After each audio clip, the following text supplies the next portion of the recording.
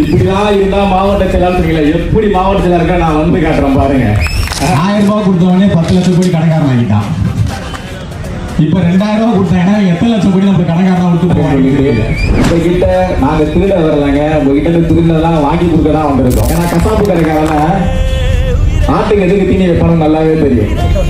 அதனால இந்த சலுகைகளை தரவங்களை தயவு செய்து நம்பாதீங்க. 1000 பேர்கிட்ட ஓட்டு வாங்குறதுக்காகவே இவங்களை தள்ளி தள்ளி தள்ளி தள்ளி போட்டுக்கிட்டு இருப்பாங்க. இதுதான் இந்த 50 வருஷத்துக்கான இவங்களோட ஸ்ட்ராட்டஜி.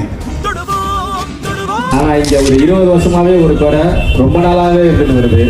அது என்ன அப்படின்னா இங்க இருக்கிற மக்களுக்கான பட்டா பிரச்சனை. இதுதான் இந்த 50 வருஷத்துக்கான இவங்களோட ஸ்ட்ராட்டஜி. எம்எல்ஏ இருக்கிற சட்டமன்ற உறுப்பினர் சுதர்சனன் அவர் தானே, அவர் அண்மையில் ஒரு யூடியூப் சேனல்ல பேட்டி கொடுத்திருக்கார். டிவிக்கெல்லாம் சாதாரண கட்சிங்க, விஜய் அவர்களெல்லாம் மிக எளிதாக நாங்கள் எதிர்கொள்வோம். நீங்கள் அண்ணன் விஜய் அவர்களை எதிர்கொள்வது பிறகு இருக்கட்டும், மாவட்ட செயலாளர் எம்எல் பிரபு அவர்களை எதிர்கொள்ள முடியுமா? இன்னும் 4 மாதத்தில் தமிழ்நாட்டில் முதலமைச்சர் என்கின்ற ஒரு பதவியை எங்கள் தலைவருக்கு தமிழ்நாட்டு மக்கள் பரிசாக கொடுக்க போகிறார்கள்.